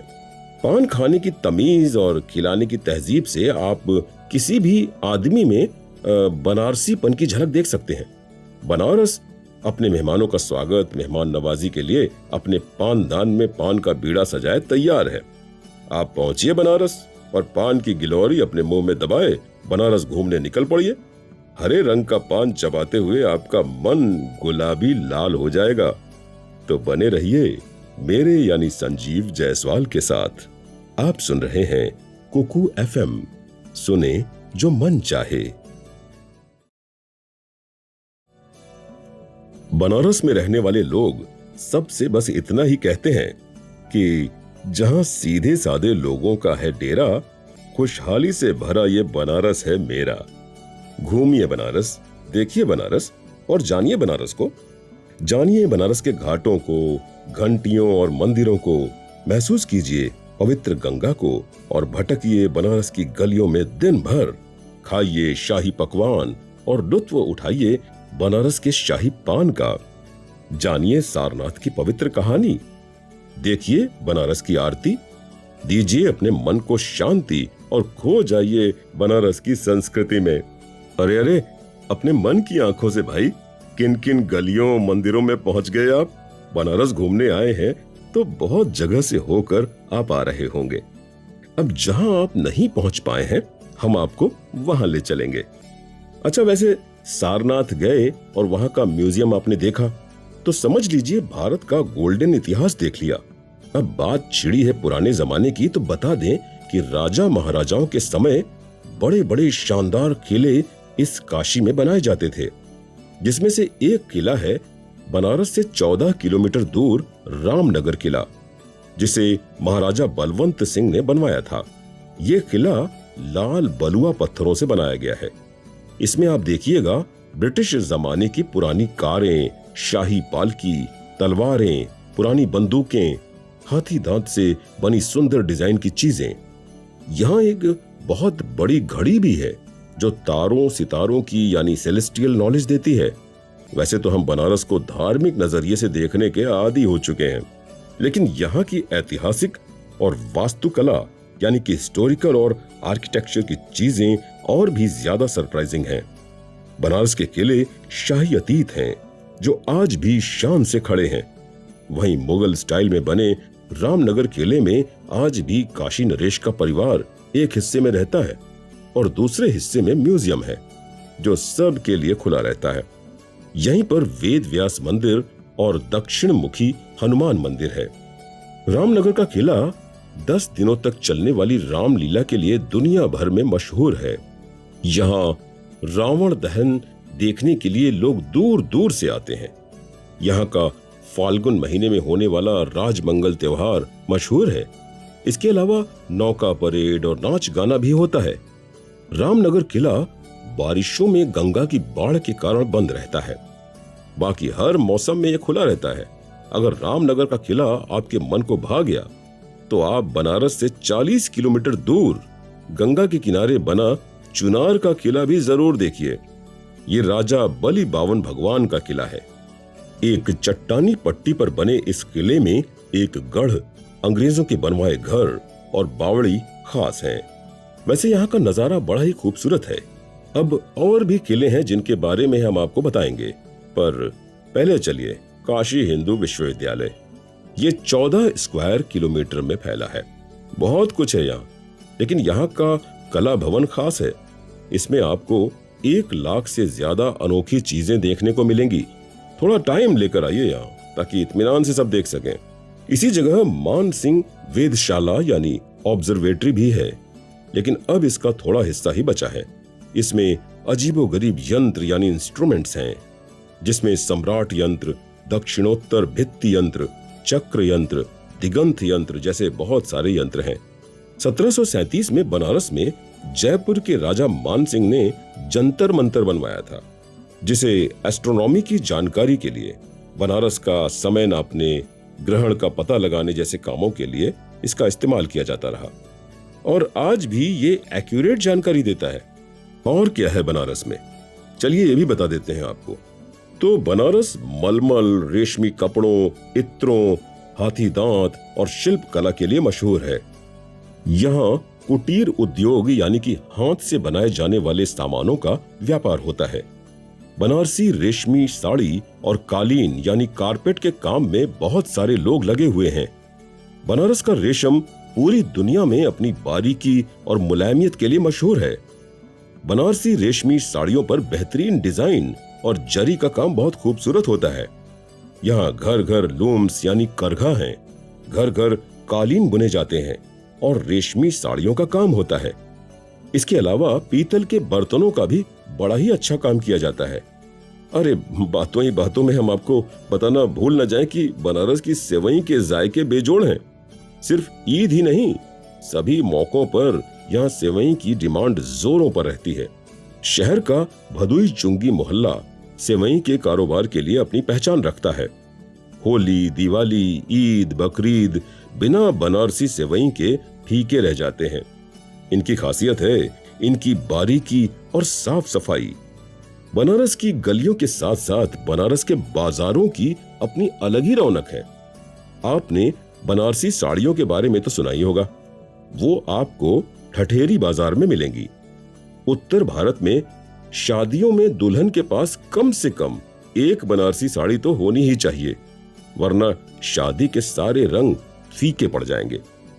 जैसे जरी वाली बनारसी साड़ी, ये वैसे काफी महंगी होती है। इसके अलावा इस बाजार में तांबे और पीतल के सुंदर बर्तन और सजावट के तमाम सामान मिलते हैं।